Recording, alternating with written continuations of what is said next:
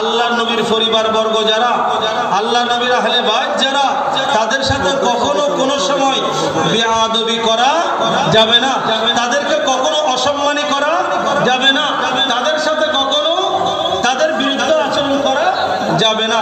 এখন বলেন তো, যেখানে সিদ্দিক আকবর রাদিয়াল্লাহু তাআলা এই উপদেশ দিচ্ছেন প্রজাদেরকে, জনগণকে এই উপদেশ দিচ্ছেন আল্লাহর বান্দাদেরকে, তো এখানে যে সমস্ত ব্যক্তিরা ইয়া আলী, হে আলী, হাই আলী, হাই আলী বলে বলে আলী রাদিয়াল্লাহু তাআলা মুহাব্বত বেশি দেখায়, অন্তরে বেশি নিয়ে সিদ্দিক আকবরকে যে গালি দেয়, নাউজুবিল্লাহ বলেন,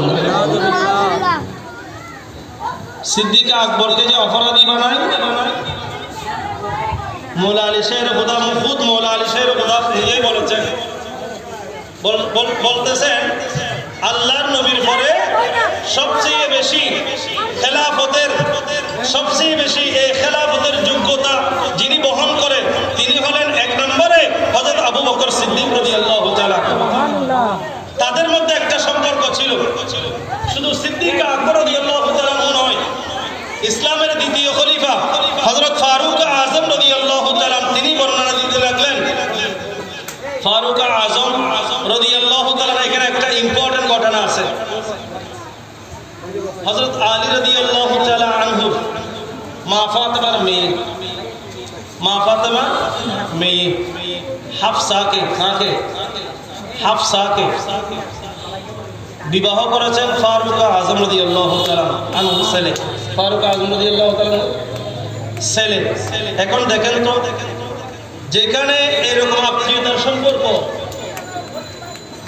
কোথায়, মৌলা আলী শের খুদার মেয়েকে ফারুক আযম রাদিয়াল্লাহু তাআলা ছেলের সাথে কি দিয়েছেন, বিবাহ দিয়েছেন। তাদের মধ্যে পারিবারিক সম্পর্ক, তাদের মধ্যে কি সম্পর্ক, পারিবারিক সম্পর্ক।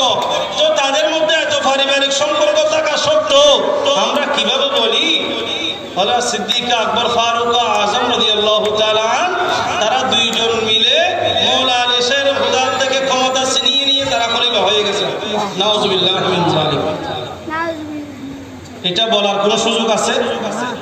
নাই। আমি শেষ কথা বলবো। তৃতীয় নাম্বার হলো জলিল কদর, যেগুলো খোলাফায়ে রাশিদিন। 3 নাম্বার হলো খলিফা হলেন উসমান গনি যুন্নুরাইন রাদিয়াল্লাহু তাআলা আনহু।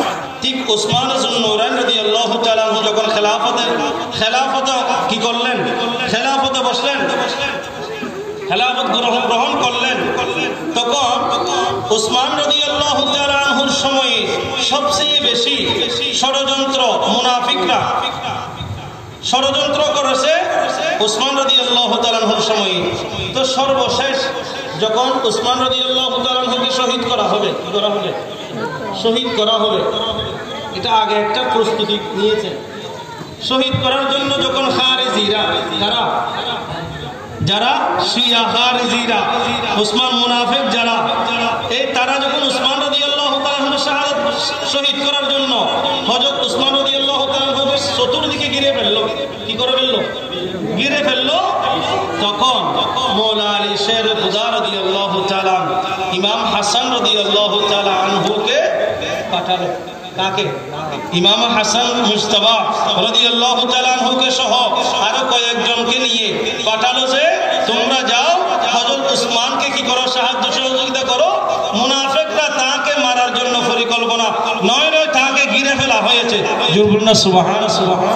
যেখানে মৌলা আলী শের খুদা হযরত উসমান রাদিয়াল্লাহু তাআলা আনহুকে বাঁচানোর জন্য নিজের ছেলেকে পাঠালেন, সেখানে আমি কিভাবে বলি মৌলা আলী শের খুদার মহব্বত বেশি দেখাইতে গিয়ে এর আগে 3 জন সাহাবীকে গালিগালাজ করি, নাউজুবিল্লাহি মিন যালিক।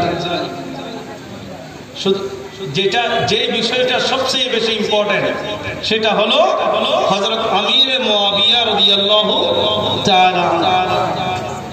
আপনারা এলোমেলো হয়ে বসিয়েন না, একটু সুন্দরভাবে বসে যান। বসে গেলে মাহফিলের আদবটা একটু রক্ষা হবে। সালাতুন ইয়া রাসূলুল্লাহ আলাইকুম, সালামুন ইয়া হাবিবাল্লাহ আলাইকুম। প্যারা হাজিরিন, আমি শেষ করে দিব। আমি শেষ করে দিব।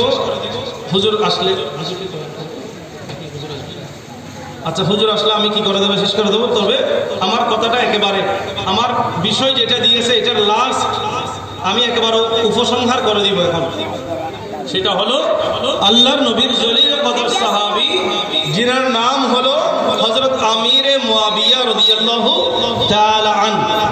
হযরত আমিরে মুয়াবিয়া রাদিয়াল্লাহু তাআলা আনহু, তিনার নামের পাশে একটা কিন্তু লকব আছে, সেটা হলো তিনি খাতেবে ওয়াহি। কাতেবে ওয়াহি, তিনি আল্লাহর নবীর নিকট যে ওয়াহি আসতো সেগুলো হযরত আমিরে মুয়াবিয়া রাদিয়াল্লাহু কি করতেন, লিখে রাখতেন। তো হযরত আমিরে মুয়াবিয়া রাদিয়াল্লাহু তাআলা অনেক লম্বা কথা। উসমান রাদিয়াল্লাহু তাআলা আনহুর পরে ইমাম হাসান রাদিয়াল্লাহু তাআলা আনহু এই অল্প সময়ের জন্য প্রায় 5 থেকে 6 মাস খেলাফতের দায়িত্ব পালন করেছেন। খেলাফতের দায়িত্ব পালন করার সময় হযরত ইমাম হাসান রাদিয়াল্লাহু তাআলা যখন অসুস্থ হয়ে গেলেন, কি হয়ে গেলেন, অসুস্থ হয়ে গেলেন, তখন সবাইকে ডাকা হলো। ওখানে হযরত আমির মুয়াবিয়া রাদিয়াল্লাহু তাআলা ছিল যে হযরত আমির মুয়াবিয়া রাদিয়াল্লাহু তাআলা অনেক লম্বা। ইমাম হাসান রাদিয়াল্লাহু তাআলা কিছু শর্ত দিয়ে হযরত আমির মুয়াবিয়া রাদিয়াল্লাহু তাআলাকে শর্ত দিলেন কি, আমি যেহেতু অসুস্থ হয়ে গেলাম, আমি এই দায়িত্ব পালন করতে অপারগ বিদায় আমি ইমাম হাসান তোমাকে, আমির মুয়াবিয়াকে বললেন আপনাকে আমি আজকে খেলাফতের দায়িত্ব দিয়ে যাচ্ছি, তবে কিছু শর্ত আছে। শর্ত হলো আমি ইমাম হাসান যদি ইন্তেকাল করি তাহলে আমার ইন্তেকালের পরে খেলাফতের দায়িত্বটা আমার ভাই ইমাম হুসাইনের হাতে অর্পণ করবা। সুবহানাল্লাহ। একটা